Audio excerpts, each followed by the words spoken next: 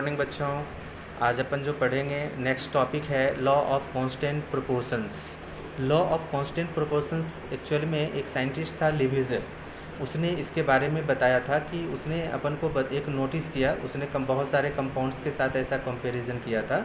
तो उसमें उसने अपन को बताया कि notice that many compounds were composed of two or more elements, है ना, and each compound had the same elements in the same proportions respective of where the compound came from or who prepared it. ठीक है, इसमें अपन को इसने क्या कहा, लिविजर एक साइंटिस्ट था, उसने इसको थोड़ा सा समझ लो। तो इसको उसने अपन को बताया कि जो अपन कंपाउंड कोई भी कंपोज करते हैं अपन, तो कंपाउंड का मतलब ही होता है कि वन और to or more than elements का एक मिक्सिंग होगा, वही कंपाउंड फॉर्म करेगा। वो जो कंपाउंड होते हैं उसमें अपन को ये खाली ध्यान में रखना है अपन को कि उसके जो प्रोपोर्शंस होते हैं, मतलब उसके जो रेशियोज़ होते हैं, वो मतलब कि इर्रेस्पेक्टिव और मतलब कि एक सेम एलिमेंट्स का सेम प्रोपोर्शंस होता है।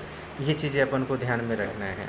ठीक है, इसमें अपन को और भी एक चीज़ें ध्यान में रखना है कि जैसे एक लीड का एग्जांपल लेकर के अपन को बताया कि ये लॉ एक्चुअल में कहता क्या है, उसको भी आप कह सकते हो। इस लॉ के लिए मैं यहाँ पे थोड़ा सा मार्किंग कर रहा हूँ, उसको देखना। जैसे अपन यहाँ पे लॉ के लिए कहते हैं कि दिस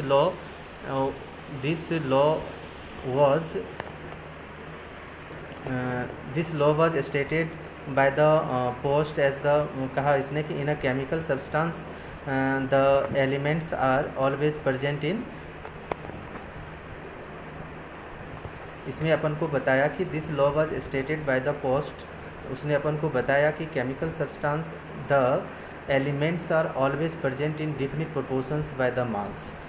ये अपन को मेन रूप से ध्यान में रखना है कि जो भी कोई भी केमिकल सब्सटेंस के अंदर जो रिएक्शंस के अंदर जो पार्टिसिपेट करता है, तो उसके जो प्रोपोर्शंस होते हैं वो डिफिनिट प्रोपोर्शंस के मास के फॉर्म में होते हैं। ठीक है, इसी को अपन केमिकल सब्सटेंस ऑफ एक केमिकल कॉम्बिनेशंस ऑफ रिएक्शंस के अंदर अपन इसको जस्टिफाई करते हैं। इसके अंदर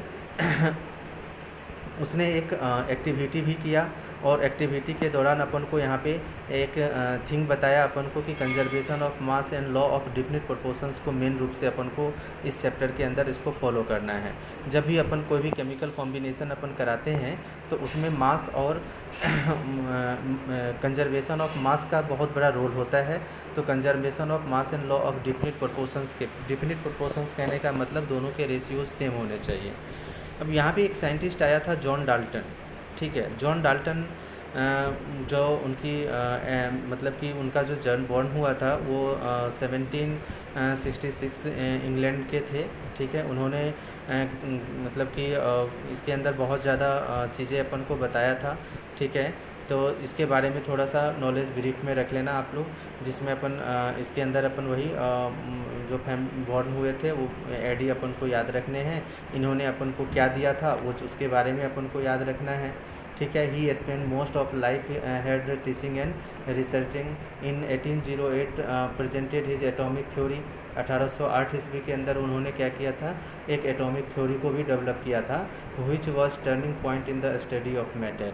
उसके बाद से अपन को स्टडी ऑफ मैटर के बारे में काफ़ी ज़्यादा डिटेल्स में नॉलेज आना शुरू हो गया, जिसमें अपन को डाल्टन्स का एक पोस्टुलेट आया था, डाल्टन्स एटॉमिक थ्योरी के नाम से वो उसको जाना गया, जिसमें अपन को उसने बताया कि all matters whether an element a compound और a mixture is composed of small particles called atoms.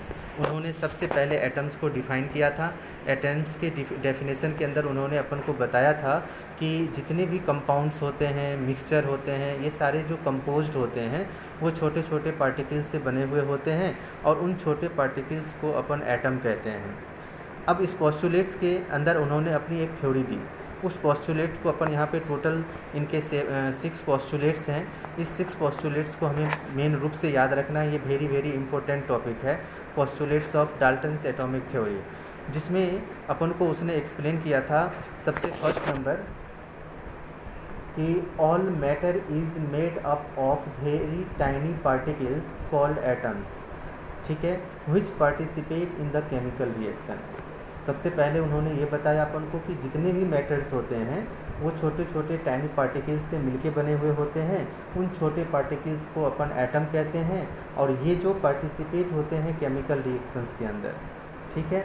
ये फर्स्ट पोस्टुलेट्स था अपन को, ठीक है। ये जो डाल्टन्स के थ्रू अपन को ये दिया हुआ फर्स्ट पोस्टुलेट्स था, ठीक है। टोटल अपन को 7 पोस्टुलेट्स हैं। फिर मैं नेक्स्ट पोस्टुलेट्स मैं नेक्स्ट सेक्शन के अंदर मैं इंट्रोड्यूस करता हूँ, ओके।